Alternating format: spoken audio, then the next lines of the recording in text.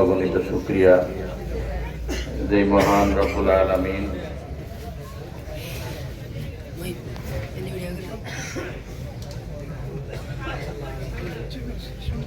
আমাদেরকে ধর্মপুর জালালিয়া ইসলামিয়া মাদ্রাসা ও এতিমখানা এলাকাবাসী ও যুব সমাজের যৌথ উদ্যোগে তাফসীরুল কুরআন মাহফিলের আয়োজনে আসার বসার হাজিরা দিবার তৌফিক দান করছেন। সকলেই বলি আলহামদুলিল্লাহ।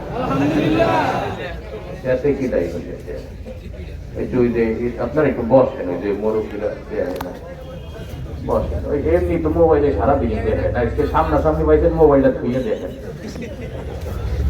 এখন যদি মোবাইলের ভিতরে দেন তাহলে আমি আর এই যে লাভ হইল। ওই মিডিয়া বাদে আর কেউ ভিডিও টিডিও করেন না। মিডিয়া লাগলো সাবস্ক্রাইবার দরকার আছে না, এরা করুন। আপনারা কইলে তো ওই ফেসবুকে ছাড়বেন, আবার গালাগালি শেষমেশ আমি শুনবো। মূলত এটা তো একটা মাহফিল, তাই না? তাফসীরুল কুরআন মাহফিল। আপনারা তো আমার চেনেন, আমি কি তাফসীর করি? ও যা করি ও কি তাফসীরুল কুরআন মাহফিলে চলে? ও ইউটিউব আর ফেসবুকে চলে, ঠিক না? তাফসীরুল কুরআন মাহফিলের আলাদা একটা শান আছে, আলাদা একটা আদব আছে। যুগ যুগ ধরে এই তাফসীরুল কুরআন মাহফিলের মঞ্চে উলামায়ে কেরাম উম্মতের হেদায়েতের জন্য চোখের পানি ফেলে গেছেন। সুতরাং এইটা একটা ইবাদতের মঞ্চ। এই মঞ্চটা থেকে উম্মতের হেদায়েতের জন্য কান্নাকাটি করার মঞ্চ। এখন এই যে এত সময় পটিয়া থেকে একজন বড় আলেম এসে কোরআন হাদিস থেকে কত সুন্দর কথা বলে গেল, এখন আইসে আমি যদি সেই বাধায় মিগিরি করি তাইলে ওনার কথাগুলোর দাম থাকলো কি? কেমন যেন একটা হয়ে গেল না, যে এত সময় যা বলছে সব হাইসে উড়াই দিলাম, এরকম হয়ে গেল না? এই কারণে ওই ওয়াজ মাহফিলে সাধারণত আমি বিনোদন দিই না, কারণ মাহফিলের মঞ্চ হিসেবেই সেটার আদব ধরে রাখা উচিত। আর বিনোদনের আলাদা মঞ্চ আছে। ইসলামী সাংস্কৃতিক অনুষ্ঠান হয় না, ওই খালি মুনাজাত দিলে কি আলাদা হয়ে যায় নাকি? মঞ্চ তো এটি, এই চেয়ারে বসে এত সময় বয়ান হইল, আলাদা হয়েছে, এদের আলাদা পায় না। বিনোদনের আলাদা মঞ্চই বানায় মানুষরা, অথবা মাহফিলের আগের দিন অথবা পরের দিন একদম স্বয়ংক্রিয়ভাবে ইসলামী সাংস্কৃতিক অনুষ্ঠানের আয়োজন করবেন। ওইখানে শিল্পীরা আসবে, গজল গাবে, ওইখানে ওই গজলের ফাঁকে ফাঁকে একটু বিনোদন দিলে যুব সমাজ মজা পাবে। এখানে অনেক মুরব্বীরা আসছে যারা কোরআন হাদিসের কথা শোনাবেন, এরা তো আর বিনোদন বোঝে না, কারণ এক পা চলে গেছে কবরে। এরা এখন চায় যে কোন রকম তবা টবা কইরে কবর পর্যন্ত যাইতে নিল। এরা যদি আইসে দেয় যে কিরে এত বড় একজন হুজুর বয়ান করলো, এরপরে আরেকজন আইসে দিদি ডিপ জলের ডায়লগ শোনাইছে, বলবে যে কি হইলো, এত সময় শুনলাম কি আর এখন শুনি কি? এই কারণে মাহফিলের মঞ্চে বিনোদন দেওয়াটা আমার কাছে, আমার নিজের কাছেও খারাপ লাগে, আমি দিইও না। যেহেতু অনেক আশা করি আমার এক ভাই খুব ভালোবেসে দাওয়াত দিছে, এত বেশি ভালোবাসা বাড়ছে যে আমি অপারেশনের রোগী আমার উঠেই নিয়ে চলে গেছি। যদি মরে যাই অসুস্থ হইয়া, তখন উনি ফেসবুকে পোস্ট দিবে যে ভালো মানুষ বেশি দিন বাঁচে না। মানে আমাকে এদিক গেল দোষ, ওদিক গেল দোষ। তা আমিও যেহেতু আসছি, আমিও কিছু কথাই বলবো। ওলামায়ে কেরামের জবান থেকে যে কথাগুলো শুনি, আমিও তো মাদ্রাসায় পড়ছি, আমিও দাওরা হাদিস শেষ করছি আর কি, টাইনে টুইনে। মানে একেবারে যে বিশাল কিছু হয়েছি তা না, কারণ আমি একজন মেধাবী লেভেলের ফাঁকিবাজ ছাত্র ছিলাম। আমি যদি ওই পর্যায়ের আলেম হইতাম তাহলে তো আমিও বক্তাই হইতাম, আমি তো আর ইউটিউবার হইতাম না। তাহলে ইউটিউবার যেহেতু হয়েছি তাইলে বুঝবেন যে আমি ওই লেভেলেরই আলেম, আমি ওই বুখারী শরীফ পড়ানো হুজুর হইতে পারিনি, আল্লাহ ওইভাবে কবুল করে না আমাকে। যাই হোক, যেহেতু মাদ্রাসায় পড়ছি কিছু তো শিখছি, তাই না? তাই আমার ওই শিক্ষা কথা থেকে কিছু কথা বলবো, তবে আমার বলার স্টাইলটা একটু ভিন্নই হবে, কারণ আমার মানুষ চেনে হাসির মানুষ হিসেবে। এখন আমি যদি যতই সর্বনায় পেশাবুজের মতো কাইন্দে দিই, আপনারা হাসি দেবেন, কারণ আপনারা আমার দাওয়াত দিয়েছেন হাসার জন্য। আমি যদি যত টান চুল দিয়ে কান্দাকাটি করি, ওই আপনাদের ভিতর খালি হাসি আসবে, এটাও মনে হয় একটা কমেডি হইতে আছে। এই কারণে আল্লাহ তাআলা এক একজন একে হাইসিয়ত দিয়ে বানাইছে, ঠিক না? সবাই সব জিনিস আল্লাহ দেয় না। এই যে হাসি মজার মানুষ সাহাবাদের যুগেও ছিল, আব্দুল্লাহ ইবনে হুযাফা রাদিয়াল্লাহু তাআলা আনহু নাম শুনছেন? উনি এরকম রসিক মানুষ ছিলেন। ওনার চেহারা দেখলে সাহাবায়ে কেরাম হাসিয়ে দিতেন, আল্লাহর হাবিবও হাসিয়ে দিতেন।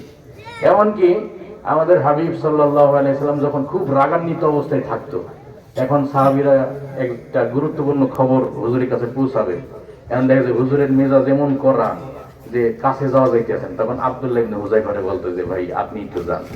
আব্দুল্লাহ ইবনে হুযায়ফা সালাম দিলে হুজুর হাসিয়ে দিত, ওনার রাগ সব মুহূর্তের মধ্যে মাটি হয়ে যেত। তাই আল্লাহ তাআলা এক এক মানুষে এক এক গুণ দিয়ে পাঠাইছেন। এখন আব্দুল্লাহ ইবনে হুযায়ফার ব্যাপারে একবার সাহাবায়ে কেরাম আল্লাহর রাসূলকে বলছিলেন যে হুজুর আপনি বলছেন যে বেশি হাসলে দিল মরে যায়, তো ওনার দেখলেই তো হাসি আসে, আর ওনার কথাই তো খালি হাসির কথাই, তো ওনার কথায় দিল মরবে না? তখন হুজুর বলছিলেন যে এটি একটা সৃষ্টিগত গুণ, তার এটা আল্লাহ প্রদত্ত একটা গুণ, ওই হাসিতে দিল মরবে না, বরং ওই হাসিতে ঈমান তাজা হবে। ওর কথাই তোমরা কেউ করবা না, নালিশ করবা না, কারণ আল্লাহ তাআলা তাকে এই গুণ দিয়েই বানাইছে যে সে কথা বললে সবার মনটা ভালো হয়ে যাবে। এটা আল্লাহ তাআলার একটা নিয়ামত। মানুষের মুখে হাসি ফোটানো কিন্তু এত সহজ না, ঠিক না? মানুষে কান্দানো খুব সহজ, হাসানো কিন্তু খুব একটা সহজ না, কঠিন আছে। বিশ্বাস নাই আমার মধ্যে একটা ইউটিউব চ্যানেল খুলে দেন, কত কঠিন মানুষকে হাসানো। যাই হোক, আজকে যেই যে একটা আজিমুসান মাহফিল হইলো, আগামীকালকে সকালে দেখবেন অত্র এলাকার বিভিন্ন চার স্টলে এই মাহফিল নিয়ে গুরুত্বপূর্ণ কিছু মিটিং হবে। কিছু মুরব্বীরা বসবে, বসে তারা আলোচনা করবে যে এত বড় বড় মাহফিল হয়, এত বড় বড় হুজুররা আসে, মানুষ তো হেদায়েত পায় না। কারণ কি? আগে এই নোয়াখালীর ছোট ছোট হুজুররা কিন্তু সারা দেশে ওয়াজ করে বেড়াইতো, ঠিক না? আগে তো আমাদের দেশেও এত হুজুর ছিল না, এই নোয়াখালী থেকে হুজুর ধার করে নিয়ে যে আমরা আলিফ বাতাসা শিখছি আমাদের বাপ দাদারা। তারা তো আর এত বড় আলেম ছিল না, তারা এই কারি সাহেব এই মাওলানা পুরাপুরি ছিল না, কিন্তু তাদের কথায় মানুষ হেদায়েত পেয়ে যাইতো। কিন্তু এখন বড় বড় মুফতি মুহাদ্দিস হয়েছে, মাহফিল আগের চাইতে অনেক জাঁকজমক হয়েছে, সাউন্ড সিস্টেম উন্নত হয়েছে, লাইটিং উন্নত হয়েছে, কিন্তু হেদায়েত নাই কেন? এই বিষয়ে আলোচনা করতে করতে মুরব্বীরা, ওই চার দোকানের মুরব্বীরা শেষ পর্যন্ত একজন একটা ফতোয়া দিয়ে দেয় যে আসলে আজকাল হুজুররাই ভালো না, এই কারণে হেদায়েত নেই।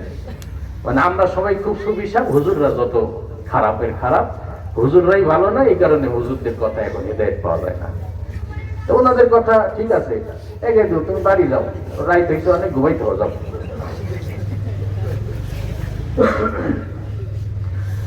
তো ওনার কথা ঠিক আছে যে আজকাল হুজুররা অনেক খারাপ, ঠিক না? আর খারাপ হওয়ার কারণ হলো এখন হলো কিয়ামতের একেবারে আগের সময়, আর কয়দিন পরে কিয়ামত। এখন শয়তান তার মেহনতটাও এমন পর্যায়ে বাড়াই দিছে, মার্কেটিংটা। এখন কে হুজুর আর কে হাজুর এটা দেওয়ার তার টাইম নাই। তার এখন টার্গেট মানুষকে কিভাবে জাহান্নামে নিবে, নিতে পারলেই তার টার্গেট খিলাফ। এখন কেটা যে পীর সাহেব আর কেটা মুফতি সাহেব, ওইটা বাস বিচার করার টাইম নেই। আর শয়তান যখন অভিশপ্ত হয়ে আল্লাহর কাছ থেকে আইছে, একে আল্লাহর কাছে মানে এই ওয়াদা করছিল যে আমি হুজুরদের ধোকা দিব না, এই ধোকা দেয় না যে আমি খালি পাবলিকে ধোকা দিব, বরং হুজুর যে যত বড় হুজুর ওই তার পিছনে লাগায় অত বড় হুজুর আল্লাহ একটা শয়তান লাগাই দেয়। আপনি যদি মুফতি হন, আপনার পিছনে দেখবেন যে 4-5 মাদ্রাসা মুহতামি শয়তান লাগিয়ে গেছে। মানে আমাদের মুহতামি সাহেবের কথা কইনা, মানে যে শয়তানটা লাগবে ওর যোগ্যতা আর কি এরকম মুহতামির মতো যোগ্যতা নিয়ে লাগবে। এই এরকম যোগ্যতাশালী শয়তান যোগ্যতা সম্পন্ন মানুষের পিছনে পিছনে লাগে। হ্যাঁ, তো এখন শয়তান উঠে করে লাগছে কেমনি আমাদেরকে জাহান্নামে নিয়ে যায়। শয়তানের ফাঁদে যে পা দিবে সেই ফাঁসে যাবে। সে হুজুরও হইতে পারে, পিসাব হইতে পারে, একজন রিক্সাওয়ালা হইতে পারে, সাধারণ পাবলিক হইতে পারে। আর শয়তানের ফাঁদ থেকে যে নিজের হেফাজত করবে, সে হুজুর নামক একজন রিক্সাওয়ালা যদি হেফাজত করে, সে একজন খাঁটি ইমানদার বান্দা, ঠিক না? এখন এই অবস্থায় আমরা হুজুরদেরও অনেক সময় দোষ ত্রুটি হয়ে যায়। তা আমি এখন একটু এই দোষ নিয়ে আলোচনা করবো, তবে হুজুরদের না, কারণ আমি যারা বক্তা তারা তো বড় বড় ওলামায়ে কেরাম, তাদের ছাত্র হওয়ার যোগ্যতা আমার নাই। আর বক্তাদের দোষ আমার বলার দরকার নেই। এখন স্টেজে বসে এক বক্তা আর এক বক্তার এমনি দিয়ে দেয়, আমাকে আর দেওয়ার দরকার নেই। মানে একটা মাহফিল তো হয় 3 শ্রেণীর মানুষদের সমন্বয়ে, আয়োজক কমিটি, বক্তা, শ্রোতা, ঠিক না? তো বক্তারা তো আমার চাইতে অনেক উপর লেভেলের, তাদের দোষ আমি আলোচনা করবো না।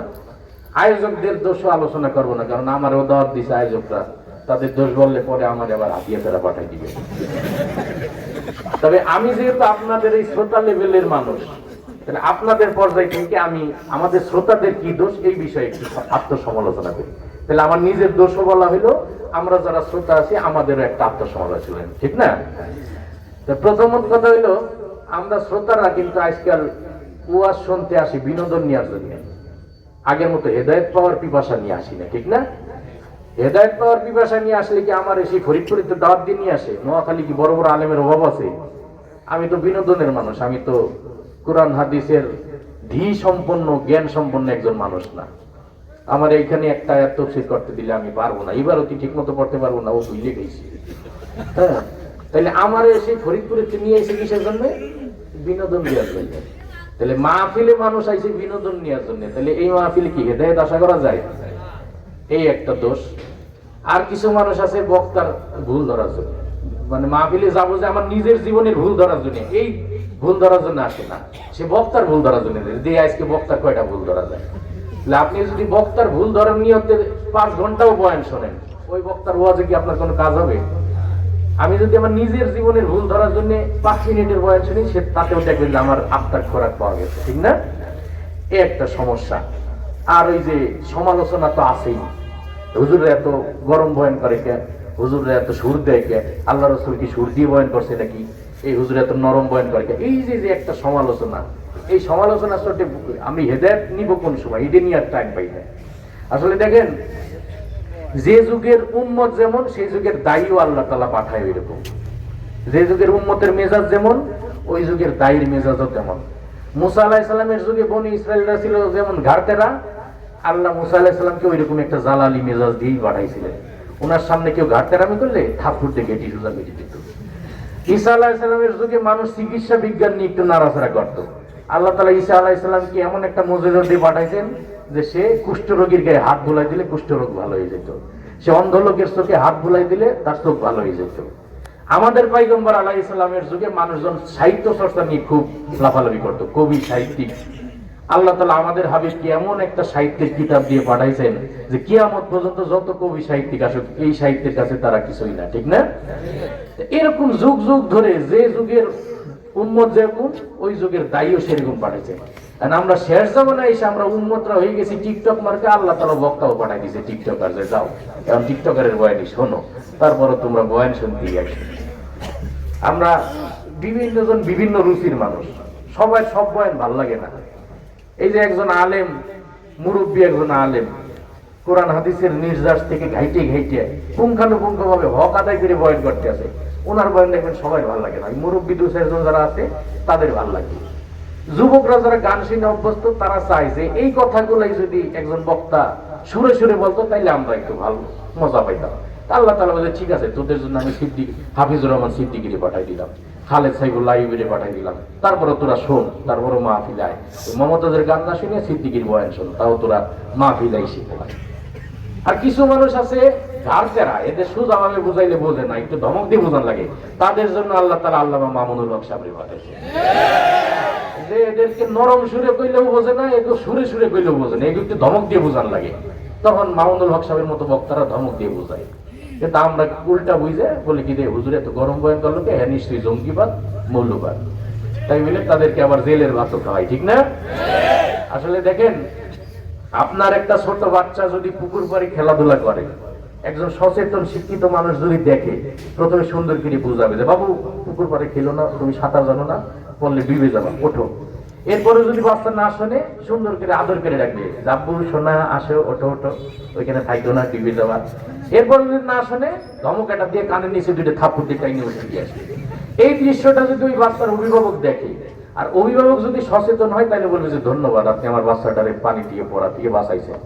আর যদি ওই অভিভাবক ঘেটি বেকা হয়, ঘাটতেরা হয়, সে বলবে যে আমার পোলা ডুইবে মরুক আর আগুনে বুঝে পড়ুক, তুই ধমক দিয়ে কেটা, তোর এই সাহস দিয়েছে কেটা। তা আমরা মুসলমানরা এখন হয়ে গেছে ওই অসচেতন অভিভাবকের মতো। আমরা জাহান্নামের আগুনের পাশে বসে খেলাধুলা করতেছি, এইটা দেখে কিছু মুরব্বী আলেমরা কোরআন হাদিস দিয়ে বুঝায়, তাবলীগের ভাইরা মাথায় হাত বুলাই বুলাই বুঝায়, তাও যখন বুঝি না, সিদ্দিকী সাহেবের মতো বক্তারা সুরে সুরে বোঝায় যে তোমরা ফিরে আসো জাহান্নামের আগুনের পাশ থেকে। তারপরে যখন বুঝি না, মামুনুল হক সাহেবের মতো বক্তারা ধমক দিয়ে বোঝায় যে তাড়াতাড়ি ওইখান থেকে আয়, নাইলে কিন্তু ফেরেশতারা জীবনে মরবে। কিন্তু আমরা ওই সময় ওই ঘাড়তেরা অভিভাবকের মতো বলি যে আমি জাহান্নামে যাই, আর যেখানে যে আপনি কো আর কেটা, এই কথা কইয়া হুজুরে জেলের ভাতও খাওয়াই, ঠিক না? এই কারণে হুজুর ওয়াজ আমাকে কাজে লাগে না। ওয়াজে বসার আগে যদি দিলের ভিতর মহব্বত নিয়ে বসেন, দেখবেন যে বড় হুজুর লাগবে না। আপনার এলাকার ইমাম সাহেব বয়ান করলে ওর মধ্যে আপনার হেদায়েতের অনেক উপাদান আছে, হেদায়েত নিতে পারবেন। আর যদি ভালোবাসা না নিয়ে বসেন, খালি বড় হুজুরকে সারা দুনিয়ার বড় বড় আলেম বাইকে খাওয়াইলে আপনার হেদায়েত নসিব হবে না। আগে ভালোবাসা দিলে বসাইতে হবে আলেম ওলামা। ওই যে আমাকে যুবক ভাইরা প্রেম করে না, ভালোবাসা দিলে আছে বলেই এই মাইয়ে যা কয় তাই ভালো লাগে। এই জুতাতে পিটাইলে মনে হয় কিছু ফুলের মালা দিয়ে গরম কিনে দিল। এই কারণে গান গাই যে বেদনা মধুর হয়ে যায় তুমি যদি গাও, মুখের কথা হয় যে গান তুমি যদি গাও। হ্যাঁ, মানে ভালোবাসে ভালোবাসে তো এখন সে বেদনা দিলেও মধুর লাগে, আর মুখ দিয়ে কথা বলে এটা গানের মতো লাগে। আর যদি তার ভালোবাসা তার দিলে না থাকতো, সে যত সুন্দরী রূপসী একটা সুররচিত কণ্ঠ আলা হোক, এসে গান শুনাইলে বলতো যে সশস্ত্র কণ্ঠ হিরো আলম এসেও তারা, কারণ দিলের ভিতর মহব্বত নাই, সেই কারণে কণ্ঠ ভালো হইলেও তার ভালো লাগে না। এই কারণে দিলের ভিতর আলেম ওলামার মহব্বত বসাবেন, দেখবেন যে আলেম ওলামার প্রত্যেকটা হুজুরের কথা, সুর আলা বক্তার কথাও ভালো লাগে, সুর ছাড়া বক্তার কথাও ভালো লাগে। ধমক দেওয়া বক্তার কথা আপনার কাছে ভালোবাসার ধমকের মতো হবে। মায়ের ধমক দিলে ভালো লাগে না? মা তো ধমক দেয় অনেক সময়, কিন্তু মায়ের ধমকে কি কোনো সময় বিরক্ত লাগে? মনে হয় যেন মা ভালোবেসে ধমকটা দিছে। তা আলেম ওলামার ভালোবাসা দিলে বসাইলে দেখবেন আলেম ওলামার হুঙ্কার দিলেও ওইটা মজা লাগে। এখন আল্লাহ তাআলা ওলামায়ে কেরামকে বলছে যে আপনারাও হিকমতের সাথে বুঝান, উদু ইলা সাবিলি রাব্বিকা বিল হিকমতি ওয়াল মাউইজাতিল হাসানা। হিকমতের সাথে সুন্দর সুন্দর কথার মাধ্যমে উম্মতকে বুঝান। এখন উম্মত তো সব বিশৃঙ্খল, কেটা কেমনে বুঝবে তো ঠিক ঠিকানা নাই।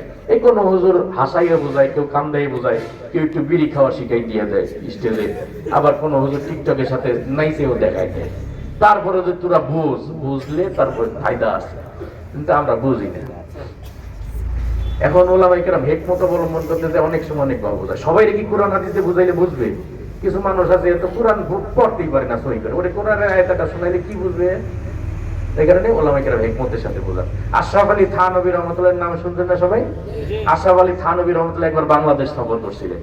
তো উনি যখন বাংলাদেশ সফর আসে, তখন তো এই বাংলাদেশের এয়ারপোর্টে তো ভিআইপি ছিল না। আর ওই সময় কোন মেহমান আসলে একদম বিমানের গেটের থেকে তার রিসিভ করে নিয়ে আসা যেত লাল গালিচা বিষয়ে।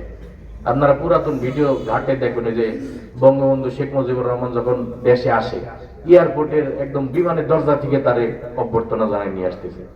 তো এখন তো এয়ারপোর্ট মেলা প্রোটোকল হয়েছে, বিমানের দরজা তো দূরে কথা, এয়ারপোর্টের দরজা দিয়ে ঢুকতে দেয় না বাইরে শহরে। এর ভিতর দিয়ে আবার আমাকে গোপালগঞ্জের একটা পিসি খাও বিমানের উঠে বসে বসে। যাই হোক, আশরাফ আলী থানভী যখন আসছে তখন এয়ারপোর্টের ভিতরে ঢুকা যাইতো।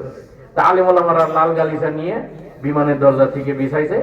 ওলামায়ে কেরাম তো মুসাফা করতেছে, আর ইংরেজি জেনারেল শিক্ষিত কিছু লোক আছে, এরা করে কি ওই মুসাফা করে পায়ে হাত দিয়ে কদম বুসি করে। এখন কদম বুসি কি ফরজ ইবাদত? বরং কদম বুসি একটা রিস্কের ইবাদত। যদি মাথা নিচে হয়ে যায় সেজদা হয়ে যাবে, শিরিক হয়ে যাবে, ঠিক না? আমাদের এলাকার দেখবেন অনেক মুরব্বীরা বৌমা যদি শ্বশুর শাশুড়ি কদম বুসি না করে তাকে বৌমা বিয়াত। আসলে আপনার বৌমা আপনার মুখ দিয়ে সালাম দিলে তার হক আদায় হয়ে যায়, পায়ে হাত দিয়ে সালাম দেওয়া তার জন্য ফরজ না। কিন্তু অনেক মুরব্বীরা মনে করে মনে করাই লাগে। আসলে কদম বুসি এত গুরুত্বপূর্ণ আমল না। কিন্তু ওই থানভী রহমাতুল্লাহের সাথে মুসাফা করে আর পায়ে হাত দিয়ে কদম বুসি করে। এখন থানভী রহমাতুল্লাহ বুঝলেন যে এইটা তো এয়ারপোর্ট, এই জায়গায় তো আর কোরআন হাদিস দিয়ে বয়ান করলে এরা বুঝবো না। এই জায়গায় কিভাবে বুঝাইতে হবে? হিকমতের সাথে বুঝাইতে হবে। হিকমতটা কি? এরপরে যেই মুসাফা করতে আসে, থানভী রহমাতুল্লাহ তার সাথে মুসাফা করে তার কদম বুসি শুরু করে, নিজে হয়ে তার পায়ে হাত দিয়ে সালাম করে। 2-3 জনের পায়ে হাত দিয়ে সালাম করছে, সবার লাইন টাইন ভেঙে দূরে চলে গেছে। তখন থানভী রহমাতুল্লাহ বলে যে কি ভাই মুসাফা করবেন না? তখন লোকজন কয় না হুজুর, আপনার কাছে আসলে আপনি কদম বুসি করেন, এদিকে দেখতে ভালো দেখা যায়। তখন থানভী রহমাতুল্লাহ একটা কথা বললেন যে ভাই, কদম বুসি যদি সওয়াবের কাজ হয় তাহলে আমি করলে সমস্যা কোথায়? আমি থানভীতে এমন পর্যায়ে চলে যাই নাই যে আমার আর আমলের দরকার নাই। তোমারও যেমন আমলের দরকার আছে, আমারও তো এমন আমলের দরকার আছে, সুতরাং তুমিও কদম বুসি করো, আমিও তোমারটা করি। দরকার না হুজুর, থাক, কদম বুসি দরকার নেই, মুসাফা করলেই হবে। এটা হলো ওলামায়ে কেরামের হিকমত। মানে সোজা আঙ্গুলে না ঘি না উঠলে আঙ্গুল বাঁকা করে বোঝায়। ওই যে খাজা নাজিম উদ্দিন সাহেব নামে এক বুজুর্গ ছিল, এ চাদরটা ধরে কামাই দিচ্ছে, বক্তা না আবার দিছে ওয়াজ করতে। এই খাজা নাজিম উদ্দিন সাহেবের বাসায় কিছু ওলামায়ে কেরাম দাওয়াত খাইতে গেছে, এর মধ্যে ইংরেজি শিক্ষিত একটা লোক বসা। ওই ইংরেজি শিক্ষিত লোক করছে কি, এই বাম হাতে পানি নিয়ে ডব ডব করে গিলে খাইতেছে। এখন খাজা সাহেব বলতেছে ভাই ডাইনার দেখান, ডাইনার দেখাও তো সুন্নাত। ওই লোক বলতেছে কিছু প্রগতিশীল আছে না, হুজুর খালি খুঁজ ধরে, হুজুর এই জায়গা কি ফতোয়াটা না দিলে হইতো না? বা আমার দেখাই যেতে কি হয়েছে, ডাইনা তো আল্লাহ বানাইছে বা আমার তো আল্লাহ বানাইছে, একটা দিন তো খাইলি হয়েছে, আপনারা খালি সব জায়গায় ফতোয়াবাজি করেন। তখন হুজুর বুঝলেন যে এর মতো ঘাট তেরারে কুরআন হাদিসে বুঝাইলে হবে না, এরে এরকম আঙ্গুল বাঁকা করে বুঝাইতে হবে। তখন হুজুর বললেন যে ভাই আপনি কি পড়াশোনা করছেন? কারণ সে তো ইংরেজি শিক্ষিত লোক, সে খুব স্টাইল করে বলছে আমি তো লন্ডন থেকে ডক্টরেট ডিগ্রি নিয়ে আসছি। এখন তার কথা শুনে খাজা সাহেব বলছে যে আপনি এইটে পড়ছেন, এই আঙ্গুল দেখে যে এইটে পড়ছেন। এখন ওর তো খাওয়া দাওয়া বন্ধ হয়েছে, কি ব্যাপার হুজুর আমার এত বড় অপমান করলে এত মানুষের সামনে।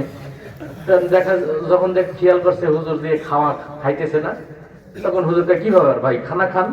না হুজুর কিভাবে খাও, আপনি এতগুলো মানুষের সামনে আমার ইনসাল্ট করলেন। ভাই কই ইনসাল্ট করি নাই তো আপনারে, ওই যে আপনি এই আঙ্গুল দেখাইলেন, এই আঙ্গুল কেউ দেখায়? কারণ কয় কি যে ও তাই তো, তাই আমি যদি এই আঙ্গুল না দেখে এই আঙ্গুল দেখাতাম আপনি খুব ভালো পড়াশোনা করতেন, রাগ হইতেন? না এই আঙ্গুল দেখালে রাগ হবে। তখন হুজুর বলেন যে এই আঙ্গুল তো আল্লাহ বানাইছে, এটাও তো আল্লাহ বানাইছে, এটা দেখলে রাগ হয় না, এটা দেখলে রাগ হয়। তখন ওনার বুঝে আসে যে না এই হাত আল্লাহ বানাইছে, এই হাত আল্লাহ বানাইছে, এটা দেখাইলে আল্লাহ খুশি হয়, এটা দেখাইলে আল্লাহ রাগ হয়, ঠিক না? উম্মতের মধ্যে কিছু উম্মত আছে যে সোজা ভাবে বুঝাইলে বোঝে না, একটু ঘাড় তেরা টাইপের, তাদেরকে আল্লাহ তাআলা কিছু আলেমও পাঠাই দিয়েছেন যে তাদেরকে এরকম ধমক দিয়ে হিকমতের সাথে বোঝানো। ফখরে বাঙ্গাল তাজুল ইসলাম সাহেবের নাম শুনছেন নি? ব্রাহ্মণবাড়িয়ার অনেক বড় আলেম, অনেক বড় হিকমতওয়ালা আলেম ছিলেন উনি। একবার কাবা শরীফে সারা বিশ্বের বড় বড় আলেম ওলামাদের মিটিং হইতেছিল, ওই জায়গা উনি ছিল, তো উনারে দিয়েছে মাগরিব নামাজ পড়াইতে। মানে কাবা সৌদি আরবে দেখা যায় রাষ্ট্রপ্রধানরা বড় বড় আলেমরা গেলে তাদেরকে ইমামতি করার সুযোগ দেয়। রাষ্ট্রপ্রধান হিসেবে আমাকে বাংলাদেশে সবই তো মাতারি, এরা ইমামতি করে। এখন যদি আমাকে ডক্টর ইউনূস সাহেব যাই উনারে যেতে পারে ইমামতি করতে। আমাদের হোসাইন মোহাম্মদ এরশাদ সাহেব ছিল না, ওই সময় উনি একবার রাষ্ট্রীয় সফরে গেছিল সৌদি আরব, ওনারে দিয়েছিল আসরের নামাজ পড়াইতে। এখন উনিও পড়াইছিল, আসরের নামাজ ইমামতি করছিল কাবা শরীফে। তা আমাদের দেশের বিরোধী দলের যে প্রধান থাকে, এটা রাজনৈতিক একটা সিস্টেম যে বিরোধী দলে থাকলে সরকার দলীয় প্রধান যত ভালো কামই করুক একটু সমালোচনা করা উচিত। তো ওই সময় বিরোধী দলে ছিল আমাদের বর্তমানে যিনি ম্যাডাম খালেদা জিয়া, অসুস্থ। তা উনি দেখছে যে এরশাদ সাহেব কাবা শরীফ ইমামতি করে একটু সমালোচনা করার দরকার, তো উনি বলছিল যে আসরের নামাজ বইলে বাইসে গেছে, মাগরিব বইলে খবর ছিল। তাই ওই ফখরে বাঙ্গাল তাজুল ইসলাম সাহেব মাগরিব নামাজ পড়াইতে গেছে। এখন হুজুর করছে কি নামাজের প্রথম রাকাতেই সূরা ফাতিহা পড়ে সূরা নাস শুরু করছে। কারণ পিছনে সব হুজুররা তো রইলে সিরে গাড়ি যে কি রে, নামাজের আদব হইলো কোরআন শরীফের সিরিয়ালে শুরু থেকে সূরা গুলা পড়া, তো উনি যে শুরুতেই নাচ সূরা ধরলো, তাই পরের রাকাতে কি বলবে? এই নিয়ে তো সব হুজুরকে মাথা গরম হয়ে গেছে যে এই কি করলো এটা। আর হুজুর করছে কি সূরা নাস 6টা আয়াত না, 3 আয়াত পড়ে রুকুতে চলে গেছে, পরের রাকাতে আবার বাকি 3 আয়াত পড়ে নামাজ পড়াই দিয়েছে। পরে বড় বড় আলেমরা কয় যে দেখছো বাঙালি হুজুর কি চালাক, আমার দিকে পায়জামা গরম হয়ে গেছে টেনশন নেই, আর এ সূরা নাস 2 বার পড়ে মাগরিব নামাজ পড়াই দিয়েছে। যাই হোক, এরকম হিকমতওয়ালা একজন আলেম ছিলেন ফখরে বাঙ্গাল তাজুল ইসলাম সাহেব রহমতুল্লাহ আলাইহি। উনি একবার ওই ট্রেনে সফর করতেছে ওনার যুগে, ওই ট্রেনের ফার্স্ট ক্লাস বগিতে বসছে। ফার্স্ট ক্লাস বগিতে তো আমাদের দেশে ফার্স্ট ক্লাসরা বসে, জেনারেল শিক্ষিতরা। জেনারেল শিক্ষিতদের মধ্যে কিছু সুশীল দেখবেন এদের ওই বেগুন খেলেও চুলকায় না, মূলা খেলেও চুলকায় না, এদের চুলকায় হুজুরকে ভালো দেখলে।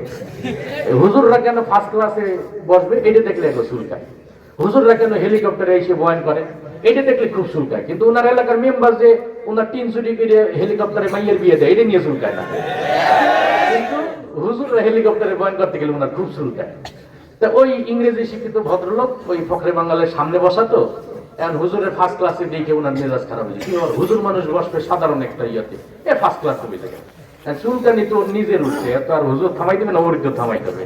এখন ও চিন্তা করছে হুজুর একটু অপমান করে কিভাবে করা যায়, ডাক দিয়েছে হুজুর একটা কথা বলবো। হুজুর আর কি বই সেই কিতাব একটা নিয়ে কিতাব পড়তেছে, কারোর সাথে কথা না গিয়ে।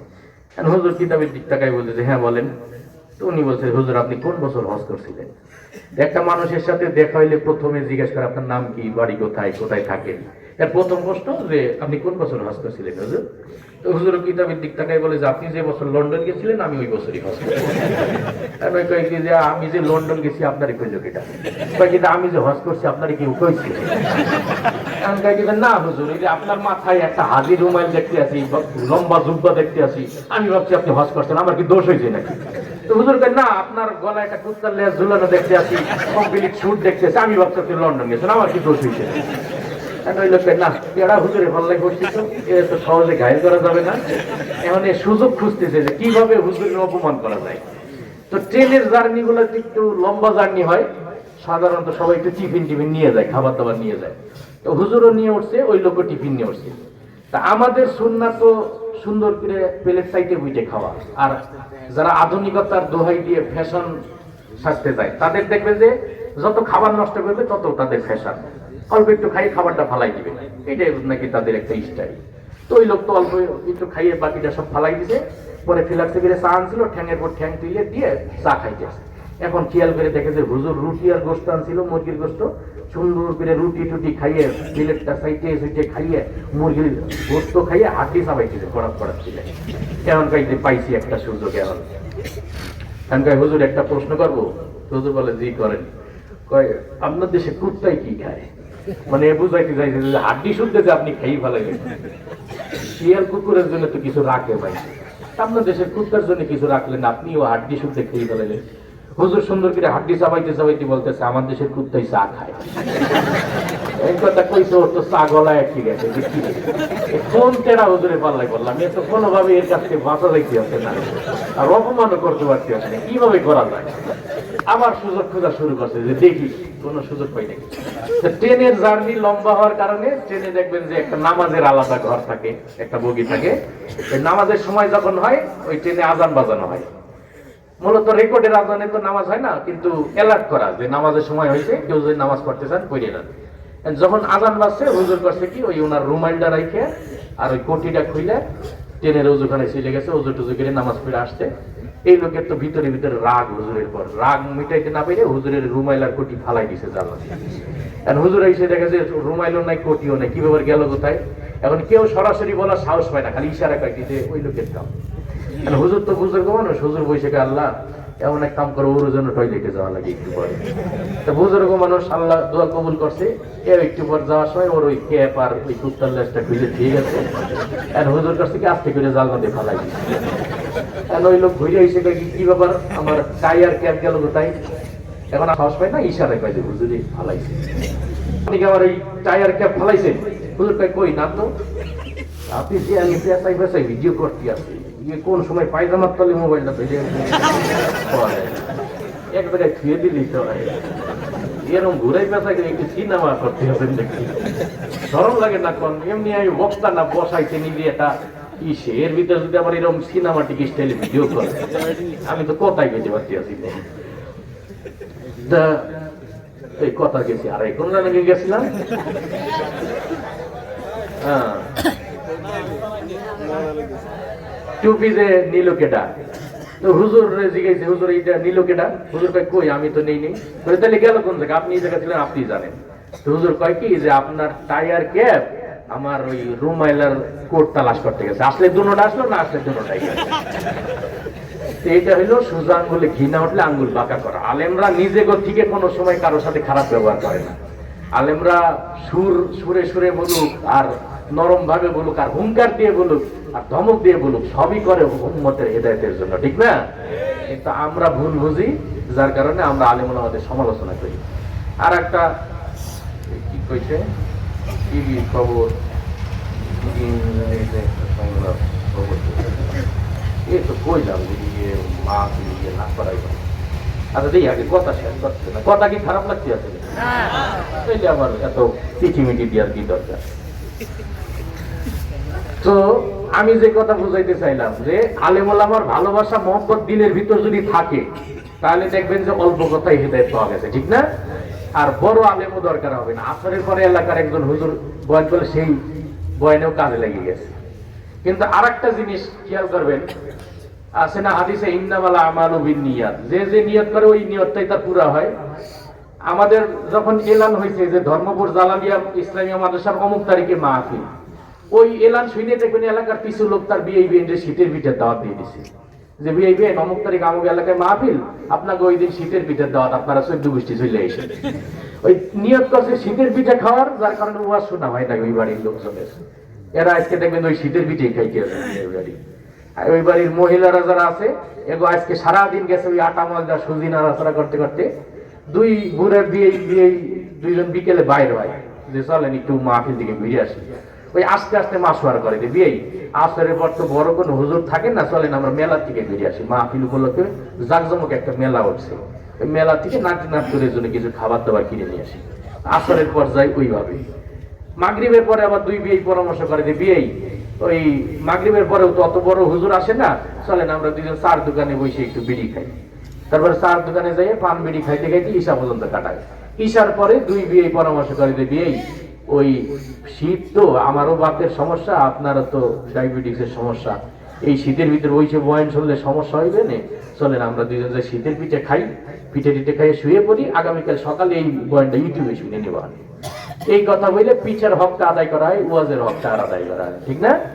এই ওয়াজ মাহফিলের দিন ওয়াজ মাহফিলকে কেন্দ্র করে আনুষঙ্গিক বেশি আয়োজন হয়ে যায়।